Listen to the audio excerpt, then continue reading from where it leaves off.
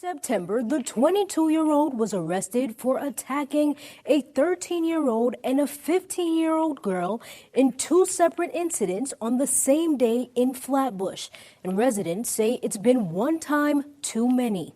I am one who believes in and back the idea of changing the system. So one of the things that strikes me every time I highlight a story that has to do obviously with New York State bail reform is that they will always find somebody out on the streets of New York City or in New York State, because the law is statewide, to give a defense of it while acknowledging that current scenario, which is only possible due to New York State bail reform, is not what they intended in the law that they're defending. Now, of course, the woman that I showed you at the beginning of this particular segment is not showing her face on camera, and obviously she should not do so, because what she's saying is stupid, idiotic, ridiculous, and absurd. And by the way, we're going to get into why not arresting people for jumping the turnstiles is also a major problem in New York City. But the point that she's making about how little crimes should get same-day automatic release, but not big crimes like the case that we're talking about, really goes to show you the absolute ignorance that people have when they talk about bail reform or any of these left-wing criminal justice policies. Because guess what? The difference between a little crime and a big crime is down to the prosecutor. If you elect a prosecutor and they downcharge the criminal to a category that is not bail eligible, what do you think happens? That person who is accused of something extraordinarily serious is going to get that same day automatic release, because at the moment in time, there was either not enough evidence to support the larger charge, or the progressive prosecutor is deliberately charging low. And that's how you end up in a scenario where a man who is arrested for attempting to assault a 12-year-old in an elevator had been arrested for that very same thing 2 times the previous month, and he's still out on the streets in order to do so. So that's what we're going to talk about today. This absolutely crazy story out of New York. It's absolute madness. And of course, the dumbass bail reform policy that enables it. That stupid attitude, that little charge, oh, perfectly fine, automatic same-day automatic release, because that's good. We like that. We support that. But big charge, no, I'm against that, even though the very policy that I'm advocating for sets up the scenario that supposedly I'm against and did not intend to happen. We are 5 years in to the stupid ass bail reform law, and we still have takes like this from the streets in New York City. And even though it's not the majority take, the fact that the local news went to find this person, who again was too cowardly to show her face to say it, really shows you the lack of education on this specific policy. But before we get into any of that, I want to thank everybody for bailing me out over at actualjusticeword.com/join. Tonight, a Queens man is behind bars again after attempting to rape a young girl for the 3rd time. This time around, he's accused of following a 12-year-old in a Coney Island building and assaulting her on Saturday. News 12's Morgan Scott spoke with residents, questioning why he was even free to roam the streets to begin with. Look, I understand that this has become normalized in the state of New York, that we hear stories about this in New York City time and time again, but this is not normal. This is not usual. This is not typical. This is not what should be happening. And again, it is the consequences of bail reform, and of course, that New York State judges, unlike all the judges in the 49 other states, don't have judgment on these specific cases when it comes to being able to remand people to custody. And as a consequence of that, you have a scenario where a guy can be talked about in the headline of a local news story going into an elevator trying to rape a 12-year-old girl after he was arrested for this very same thing just a month ago for 2 other girls aged 13 and age 15. And we're just portraying this like, it's a standard operating thing in the city of New York, in the state of New York, because it is. Because this is what the progressives wanted. This is what the Mamdani types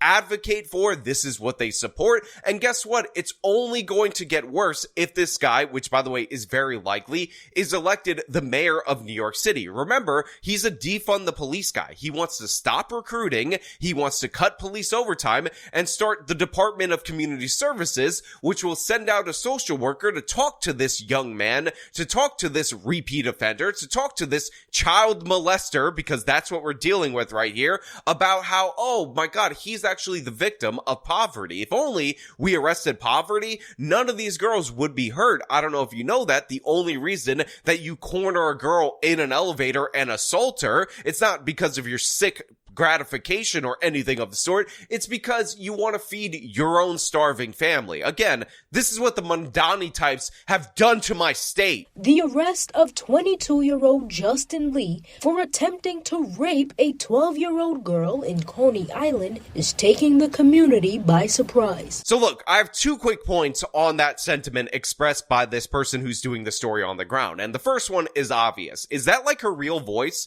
Is that like how she actually talks? She's like, this story in the community is taking the community by surprise. This man who was arrested, like, why are you talking like that? I genuinely don't understand what that voice is and how it's considered fit for television. And I know you guys might be saying that I'm bullying, but in reality, we all know that these news people do their own news voice. And for me, that one is just a miss. Is taking the community by surprise. This is the thing that's surprising the community does not elevate to the seriousness of the story. And secondly, and probably more importantly, the community being surprised is annoying me as well. You should not be surprised. You should not in any way, shape, or form be shocked by this. You should not be taken unawares, because guess what? These stories were warned about prior to the passage of bail reform. In fact, we do reforms to bail reform piecemeal each and every year, because even the progressives that actually have to govern, that have to take heat from the public, end up realizing that it's backfired so horribly. And again, we need to repeal this damn thing. We need to fix this problem, because guess what? Bail reform was addressing a problem that didn't exist. Supposedly, there was all this evil white racism in the system because people were being held, and we needed to fix that by same-day automatic releasing. And we were told time and time again that this wouldn't lead to the very scenarios that everybody understood and predicted that it would lead to. And guess what? It has. So it shouldn't be surprising. It raises a lot of alarms because the people living here, like I said, pretty much know each other. So here you have a lady saying, oh my god, like this is shocking because everybody in this community pretty much knows each other. We pretty much know the people that live around her. And I just want to point out that that's not true. Like in New York City, there are people that come in and out of all these different various areas, including this man who's actually from Queens, New York, although he committed the crime in Brooklyn.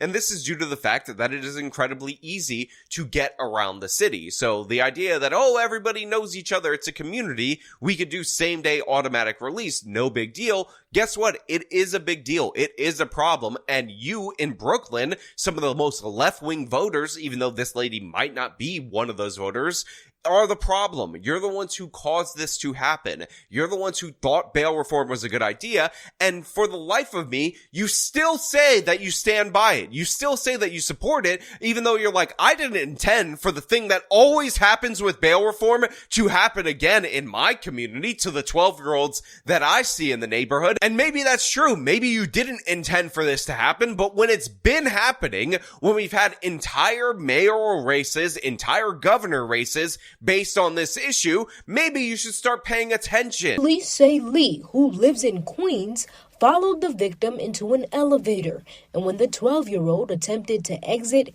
he pulled her arm and pinned her against the wall as he put his hands on her private areas over her pants. Well, I'm really outraged.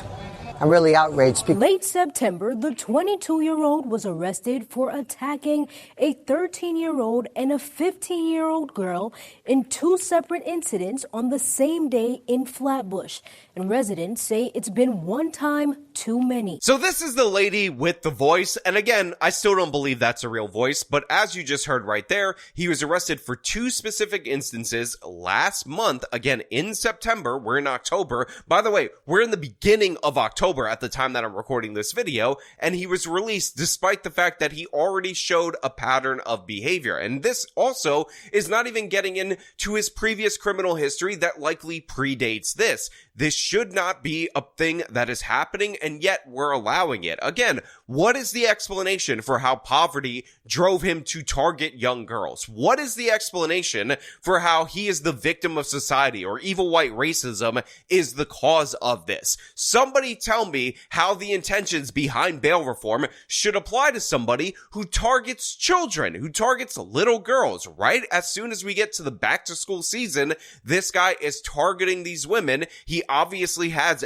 deviant sexual intent for these women, and I say women, but again, I want you guys to understand, I mean girls, I mean children, under 18, under 15, under 13, a 12-year-old at the youngest, and yet New York State bail reform is like, well, I don't know, maybe this guy is the victim, maybe this large man that's cornering girls in the elevator, maybe society is really hurting him, maybe we should help him, maybe we need Mamdani's Department of Community Affairs to talk to him, to rap with him a little bit, to maybe get him into a midnight basketball program. Again, it's asinine, it's ridiculous, and yet it is allowed to go on. Now we're going to play the clip that pissed me off that I played for you in the opening, just so you can understand how brain broken some of these New Yorkers are. I am one who believes in and back the idea of changing the system. Somebody jumps a turnstile is not the same thing as somebody who attempted to rape someone. Lady, you're the problem. You are at issue here. You are the kind of person that votes for these Democrats to implement these policies that end up ruining New York State, or that end up ruining your allegedly tight-knit community, and your stupidity is unparalleled in our society. Let's be clear about a few things. The turnstile example is the worst example humanly possible for you to bring up for bad use of police resources, because what we ultimately ended up discovering in the late 80s and early 90s under Transit Police Commissioner William Bratton, who ended up becoming the commissioner of the NYPD, is that if you target people jumping the turnstiles, what you ultimately end up finding is that a huge percentage of them actually commit a disproportionate amount of the crime in New York City. And this actually makes sense, because if you are willing to do the extreme thing, like rob somebody or assault somebody on the street, or in this particular case, be a degenerate sexual assaulter, chances are you're going to have no qualms about paying for the train. So under Bratton, they started targeting these individuals. They ended up running them for warrants, because after you commit a crime, you can be run for warrants. And what they found was that there were serious violent felons among them. There were weapons on them, and removing those people from the streets had downstream effects on the safety of the city, because these people were using the subways as arteries to get into the city, and guess what? They never were able to do so. It also created a more orderly subway system. It actually ended up looking like the subways were cleaned up because they were no longer covered in graffiti. But this lady is like, that crime that's absolutely crucial to the enforcement of New York City, it's not the same as raping a child, which is true. It's factual, technically true, but the thing is, it misses the point that certain crimes contribute to an environment of lawlessness. They're actually ways for predators like this suspect right here to get around undetected, and the lack of enforcement has allowed these people to percolate. And again, the idea that we were jailing people long term for jumping the turnstiles is a myth. It's absurd. It's ridiculous. We implemented consequences to deter that behavior and deter other people. By the way, we have a transit system that loses over $500 million to fare evasion each and every year, so it also costs us a ton of money. But yeah, we were deterring that behavior, but this woman thinks we needed bail reform in order to stop these people from being held pre-trial for like decades or something stupid like that. And that is the exact reason that this guy gets that same day automatic release, because when he was arrested in those previous instances, they probably charged him with a simple assault. Maybe his intention wasn't 100% clear. Maybe the Brooklyn DA was being lazy and didn't want to charge. Maybe there wasn't evidence at the time and they were going to upcharge later, but that's why he was out on the streets, because of your attitude. And you're defending it right now. You're saying, oh, bail reform's still a good idea, because remember all those people who were arrested for jumping the turnstiles that ended up in jail for months and months and months? They didn't exist before. The majority of people were released without bail on their own recognizance before. The thing is, you actually had bail as a mechanism for those people that presented themselves as a serious ongoing threat to society for those people that the judges assessed as dangerous. And now you took that away and you're shocked at the obvious, predictable consequences that have been making headlines for 5 years in the city of New York, for 5 years across the state. If somebody is arrested for doing something or attempting to do something so heinous, I don't think they should be let out too quickly. If somebody's accused of that serious thing, I don't think they should be let out too quickly. How about we don't let them out at all until we go through trial? Because, you know, this guy's a serious ongoing threat to society. He already did it 2 times in his previous arrest. But again, this is all based on the myths that this woman swallowed whole. And again, she votes based on it. She considers herself an advocate. She's like, oh, I heard this story of this guy, of this tale who was held on bail for a really long time. And it turns out he was an innocent Baba Angel Aladdin. Therefore, we got to scrap the whole system. Therefore, we got to take this extreme step that doesn't really exist in any state in the union. We got to limit judges' judgment, which again goes against the very word judges, but also doesn't exist in any other state in the union. And then I'm going to complain about the results and say, oh my God, but I'm still an advocate. I still want to reform the system because I don't know if you guys know this. I don't know if you guys are aware of this. System bad. System need change. System racist. That's why they say systemic racism. And again, this person's vote counts just as much as mine. And by the way, I know a lot of people are going to say, you voted for this, or you deserve this. I'm sure that's in the comments multiple times. And that woman did vote for that policy. But take note of the fact of who the 3 victims are in this particular case. A 12-year-old, a 13-year-old, and a 15-year-old can't vote. Obviously, they are not people who are the authors of their own peril. This is not a situation where this dumbass ended up voting for a dumbass law.